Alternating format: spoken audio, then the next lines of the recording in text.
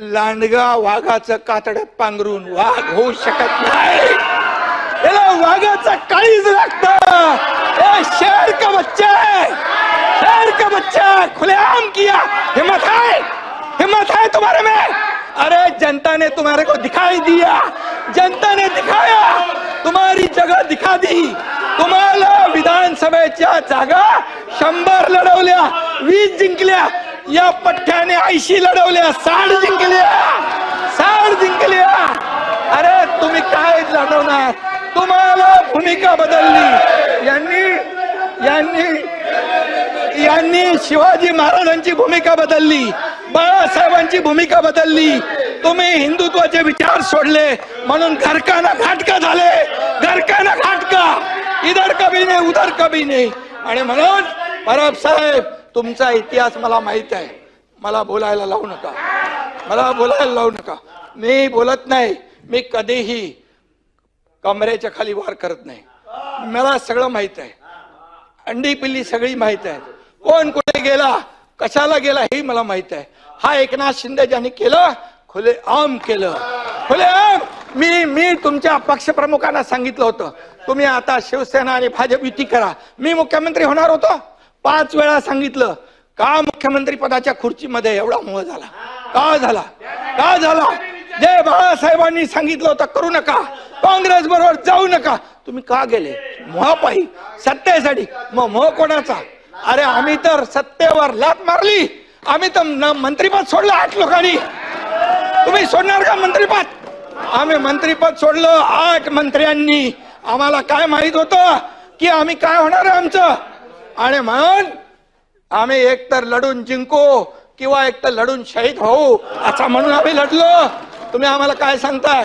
आणि म्हणून परब साहेब तुम्हाला, तुमचा माझा काय वाद नाहीये, पण तुम्ही एकच आहे, जे बोलाल की तुम्ही नोटीसला जाऊ घाबरून पळाले, हे पळाले ते पळाले, आतलं मला सगळं माहित आहे। कुणाची नोटीस थांबवायला काय काय केलं सगळं मला माहित आहे, त्याच्यावर तुम्ही जाऊ नका। तुम्ही फक्त बघा, मी तुम्हाला काय म्हणालो नाही, सभागृहामध्ये तुम्ही देखील काहीतरी बोलला होता असं मी बोललो। काय कशावर? छळ झाला, छळ तुम्ही इथं बोलले होते ना, बसून बोलू नका। संभाजीराजे मी काँग्रेस प्रदेशाध्यक्ष आणि देवेंद्र फडणवीसांच्या बद्दल बोललो की त्यांनी म्हणाले की औरंगजेबासारखा क्रूर प्रशासक मुख्यमंत्री आहेत। मी त्याच्यावर सुरू केलं ते, म्हणजे मी बोललो त्यांचे काय डोळे काढले, त्यांची काय जीभ छाटली, त्यांची काय नख उपटली, त्यांची काय कातडी सोडली, काय केलं देवेंद्र फडणवीसांनी मुख्यमंत्र्यांनी काय केलं? सोलायला पाहिजे होती। अंबादास आणि खऱ्या अर्थाने सभापती महोदय तो जेव्हा आला त्यावेळेस हिंदू देवतांची मंदिरं तोडून टाकली, कुणी त्याला म्हणाला खाली कुशल प्रशासक होय, छत्रपती शिवाजी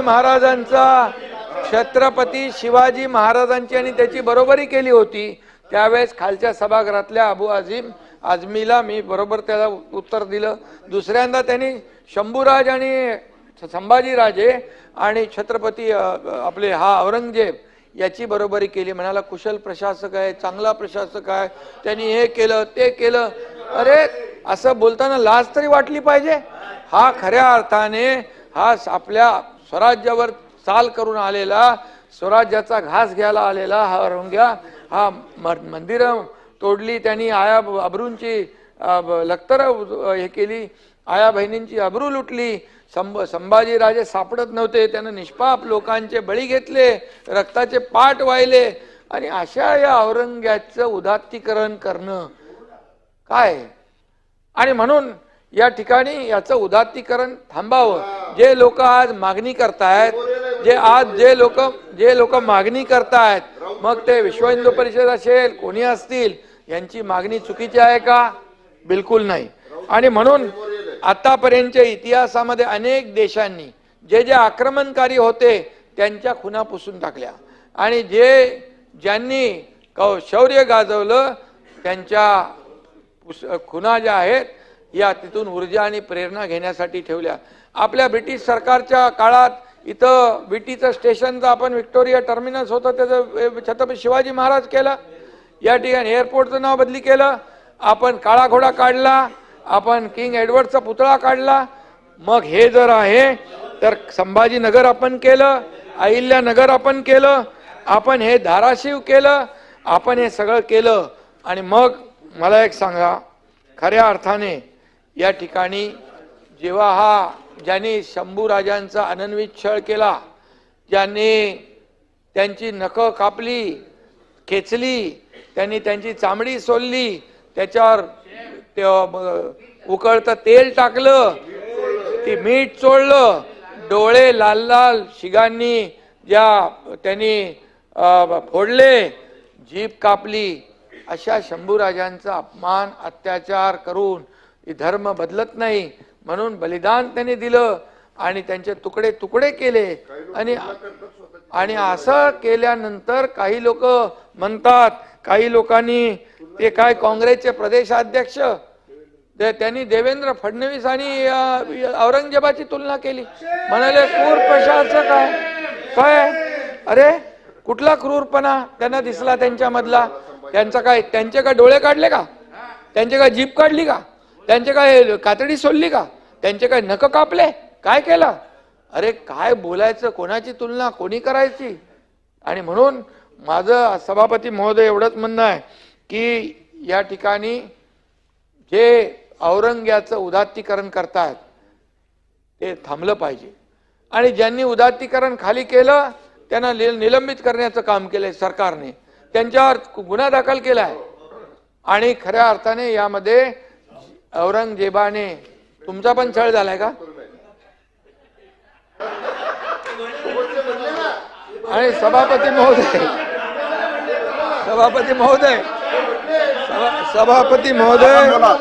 यामध्ये सभापती महोदय नाही तुमचं झालंय काय संभाजी महाराजांसारखं? तुमचे काय नाही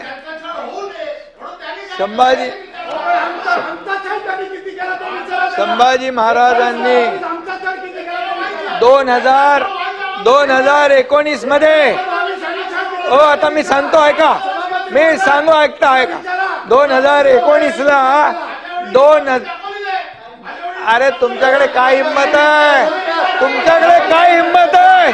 अरे तुम्ही तुमच्याकडे काय हिंमत आहे? तुमच्याकडे काय हिंमत आहे? अरे खुर्चीसाठी मला बोलू द्या.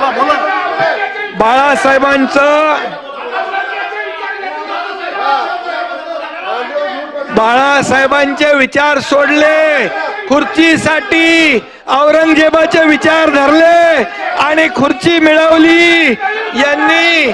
आणि म्हणून या सरकारमध्ये तुम्हाला या हिंदुत्वावर बोलण्याचा अधिकार नाहीये. आणि म्हणून बाळासाहेबांचे ज्यांनी विचार सोडले खुर्चीसाठी तुम्ही 2019 मध्ये सत्ता मिळवली, काँग्रेस बरोबर जाऊन तुम्ही काँग्रेसमध्ये जाऊन सत्ता मिळवली आणि बाळासाहेबांचे विचार सोडले, औरंगजेबाचे विचार स्वीकारले. आणि म्हणून तुम्हाला बोलायचा अधिकार काय?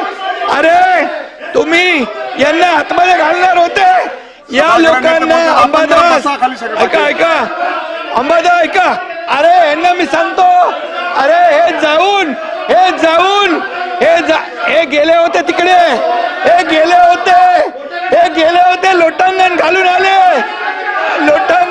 आले आणि म्हणाले मला वाचवा आणि पुन्हा पलटी मारली. आणि म्हणून यांचे प्रमुख पण गेले आणि तिकडं म्हणाले आम्ही युती सरकार स्थापन करू, इकडं आल्यावर पलटी मारली. आणि या बीजेपीच्या देवेंद्र फडणवीस, गिरीश महाजन, प्रवीण दरेकर, आशिष शेलार या 4 लोकांना जेलमध्ये टाकणार होते.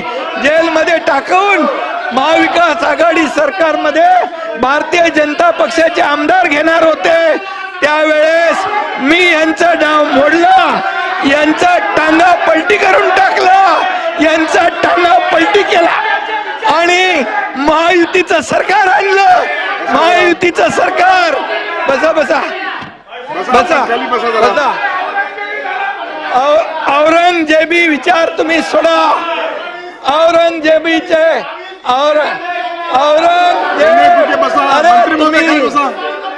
अरे तुम्हाला नोटीस बसा, आली. खाली बसा. तुम्हाला आपण जागेवर नोटीस बसा. आल्यानंतर मी आपल्या तुम्ही गेले. आपण जागेवर बसा. हे एक मिनिट तुम्ही बसा खाली.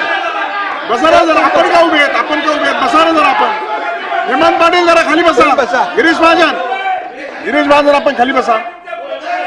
परिणाम तुम्हाला- खाली बसा. हेमंत पाटील खाली बसा. अरे आपण बसा जरा. सगळे खाली बसला ऐकतात. उपमुख्यमंत्री सरकारची भूमिका 289च्या अनुषंगाने आपल्याला देत आहेत. मला वाटतं की त्यांचं बोलणं कंप्लीट झाल्याच्या नंतर आपण पुढे जाऊया. परंतु शासनाची भूमिका आपल्या 289च्या अनुषंगाने जर बोलले असतील तर आपलं नाव घेतलं नाही. आपण कोणत्या मुद्दे बोलला? अरे सत्तेसाठी हे लाचार झाले. सत्ता मिळावी म्हणून तुम्ही बाळासाहेबांनी ज्या काँग्रेसला लांब ठेवलं त्या काँग्रेस बरोबर बसले. औरंगजेबी विचार तुम्ही घेतले.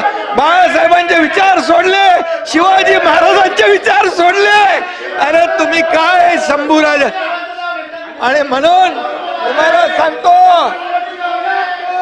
आणि या एकनाथ शिंदेने धाडस केलं. शिवसेना वाचवली. धनुष्यबाण वाचवला म्हणून 80 पैकी 60 जागा आल्या. तुम्ही 100 लढवल्या. 20 जागा आल्या तुमच्या बरोबर. आणि म्हणून तुम्हाला जनतेने धडा शिकवलेला आहे. जनतेने धडा तुम्हाला शिकवलाय. जनतेने तुमची जागा दाखवली आहे. आपण बसा. विरोधी पक्षाने आपण जरा बसा. जनतेने तुमची जागा दाखवली आहे. मला वाटतं आणि तुमच्या त्यांचं हिंमत उत्तर असेल आपण तर सांगा. आपण असं करणार, टॉर्चर करणार त्यावेळेस आपण भाषणामध्ये व्यत्यय येत असताना दोन्ही बाजूच्या सदस्यांनी असं उभं राहणं योग्य नाहीये. लोकसभेच्या त्यामुळं निवडणुकीत आपण- लोकसभेच्या आपण जरा निवडणुकीमध्ये याकूब मेमन याची कबर सजवली. तुम्ही गिरीश लोकसभेच्या महाजन निवडणुकीत आपण. पाकिस्तानचे गिरीश झेंडे महाजन नाचवले. तुम्हाला लाज वाटली पाहिजे. अरे हिंदुत्वाचं नाव घ्यायला लाज वाटली पाहिजे. आणि म्हणून या एकनाथ शिंदेने धाडस केलं. हिंदुत्वाचं सरकार आणलं. हिंदुत्वाचं सरकार बाळासाहेबांच्या विचारांचं सरकार आणलं. 2.5 वर्ष आम्ही महायुतीचा कारभार केला. 2.5 वर्ष महायुतीचं सरकारने काम केलं म्हणून तुमचं विरोधी पक्ष नेता पण गेलं. अरे तुमचं काही गेलं. आणि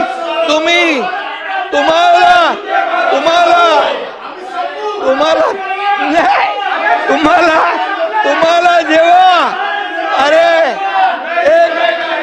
एक अंदर की बात है. सभापती महोदय मला एक गोष्ट बोलायला सांगा.